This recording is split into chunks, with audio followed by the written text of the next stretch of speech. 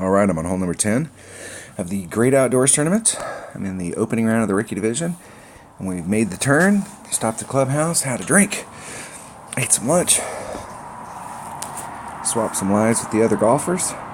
And we're back out on the course. Now, in the front nine, I did not have my perfect timing. I hit a couple shots into the green perfect, but there's still holes that I'm working out the numbers. But for the most part, I didn't have very many perfect shots in the first 9 holes. I still shot a minus 13, so that's the minimum number that I'm really looking for, even though minus 12 could be argued to be the minimum number. But I'm still shooting good because I'm giving myself some room to be able to get these shots done, even if I hit it great to the left or the right. But this is one of those holes on this drive. These max overpower shots, if you watch my videos a lot, I don't normally in these tournaments demo max overpower shots. I try and figure out a way to bring out either a bigger ball or a different way to come at it so that we don't have to do them, because max overpower is a variable. And trying to hit, a perfect or really close to perfect, and counting on that for those holes, because these holes you end up in trouble. You could be in big trouble. So make sure on these holes you bring your big stuff. Spitfire, Nirvana, my usual suspects, those 3 at the bottom. I never change those 3. I mean, occasionally there's a hole I'll change out for backspin clubs, but I mean, usually I want the biggest, baddest. I got in trouble. Oh my gosh, I'm having to use my bottom 3 clubs, and I want that club to be the biggest. These 2 clubs right here, Spitfire and Nirvana, are basically long irons. Okay, 129, 124, and that's got 66 topspin. 120 with 88 topspin. These are long iron clubs, so you can get yourself out of trouble, but we want to try and stay in the middle of the freaking fairway. I'm going to have to repeat that mantra. This is a hole that we definitely want to... It would be nice if we could get hole eagles on all 3 of these par 4s. The middle par 4 and this par 4 right here, they're tough. They're hard holes to get eagles on. I mean, even if you put yourself in the right spot and everything went great for you on the drive, the second shot's not any easier.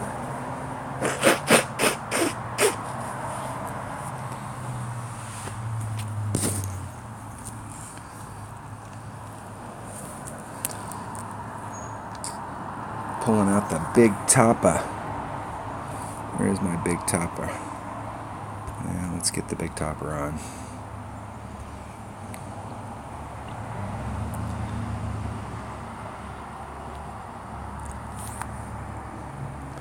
Come out into this area right here. Okay, it's going to push me about 2 rings that way, so I want to be over.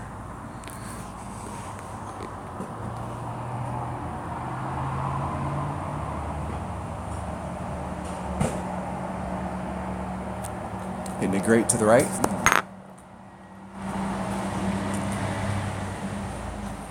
Now the fear here is not there. The fear here is that you overhit down here in these shadows and you end up clipping the rough. So you actually overdrove the fairway. So I've got a great view here. I'm way away from the trees, but I'm definitely in my long iron range. In order to be in your minimum or your maximum short iron range, you need to be on this trajectory right here. Where you're coming out, you're on this trajectory coming out, and you want to be 400 yards is the outside edge of these trees. So you can hit like 399, 400 right there, and you're in the spot where the trees aren't affecting your ball guy, because it's a straight in shot. I've actually never seen anybody go for it where they're like trying to do a max overpower. I think the next time I get these holes and just regular play, I'm going to go out and go crazy on them. I'm going to try some max overpower hook shots in some of these areas and see what happens. I've never seen anybody go at it like that. If your goal is to get over there into that other fairway, you got a long ways to go. You have to get a lot more aggressive than that. I am in my Hornet range, right at max club. It's 1.1 per ring.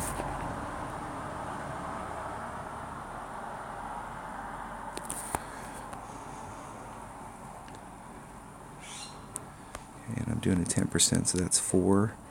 So that'd be 4, 4. So about a ring. We're about 3 2/3 rings.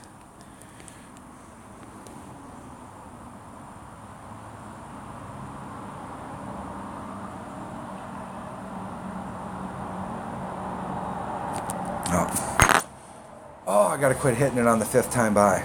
It just feels like that should be the right, like the 5th one like feels like it's coaxing me into it, and then it takes a jog.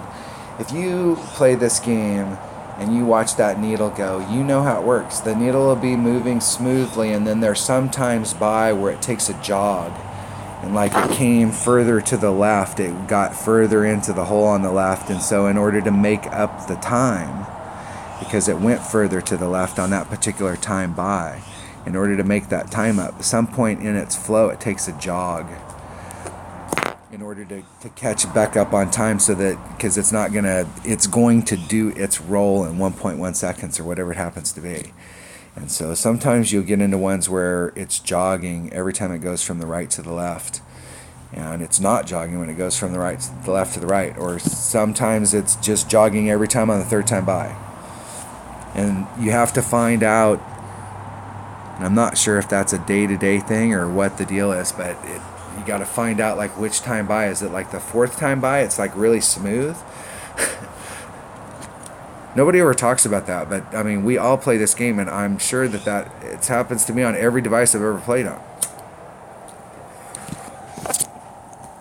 And I've watched friends plays where I was looking over their shoulder watching them play, and it's the same thing. So, you know, getting into a rhythm is not necessarily you getting into the rhythm. It's maybe you matching up with the rhythm that you're having on that day. It's the 3rd time by, or it's the 4th time by, or it's the 6th time by is when it's absolutely smoothest. There's a lot of times that I'll know that I'm running out of time. I've seen out of the corner of my eye that it's flashed red twice, and I know I only have like 3 seconds. So from the time I pull it back until it makes that first swing is about 1.5 seconds, 2 seconds. So I'll release on the 1st time by, and it's amazing how often you can catch that perfect. It's perfect timing. What I always get excited about when I'm playing in these is that I'm setting the shot up right, and I'm doing the right stuff. I'm not getting a read on whether or not that's absolutely perfect, but I'm ending up the right distance. I'm ending up in the spot that I should have hit if I hit great to the left or great to the right. And I'm really encouraged by what I'm seeing, and I just need to get on one of those days where I've got my timing right. But you can be cruising along and your timing's not right, and all of a sudden you'll pick up a couple holes and your whole attitude changes. All right, that was hole number 10 of the Great Outdoors Tournament. Thanks for watching.